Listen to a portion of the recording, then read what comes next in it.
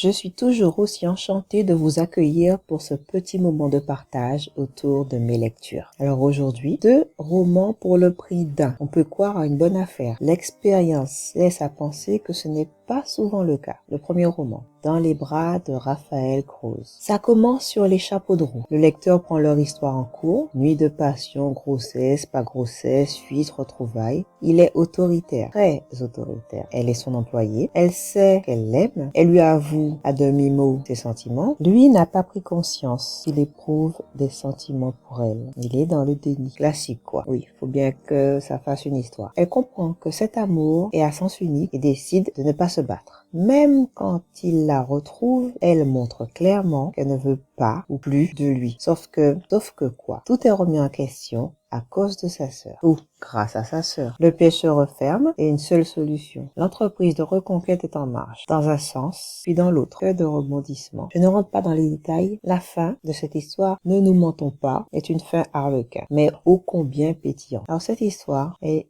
d'un délice, c'est délicieux, un régal, tout ce que j'aime. Ma notation, 5 étoiles plus, notez bien le plus, très important, 5 étoiles plus. C'est pétillant, c'est captivant. Je ne m'étale pas trop pour vous laisser le plaisir de le découvrir, de le lire, de le dévorer d'une traite. C'est ce que j'ai fait, alors que je l'ai déjà lu. Et pour sûr, il est dans ma bibliothèque personnelle. C'est pour ça que je l'ai encore depuis tout ce temps et que les pages jaunissent. J'adore, je l'adore. Cette histoire est adorable.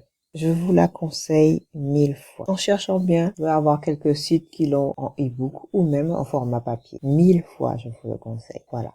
Contrairement aux autres livres, je ne m'étale pas trop. Je le répète pour vous laisser le plaisir de le découvrir et de le savourer. Des rebondissements, il y en a. Je ne vous gâche pas le plaisir. Je ne veux pas vous gâcher le plaisir. Vous m'en direz des nouvelles. Bon, je vous lis quand même la 4e de couverture, mais je trouve qu'elle donne trop de détails par rapport à ce que je vous ai dit. Je la lis, mais si vous faites stop avant, ce serait bien. Alors qu'elle s'est pourtant jurée de ne jamais s'abandonner au désir qu'elle éprouve pour Raphaël Croze, son patron, Louisa cède un soir à la tentation. Une erreur qu'elle regrette dès le lendemain matin en comprenant que Raphaël va désormais la mépriser et qu'elle devra tout de même le côtoyer chaque jour. Pire, qu'il lui imposera peut-être la présence de ses prochaines conquêtes. Le cœur brisé, Louisa s'enfuit pour Istanbul. Mais un mois plus tard, elle comprend qu'elle attend un enfant de Raphaël. Point de suspension. Voilà, sur ce, bonne lecture. Ciao, ciao.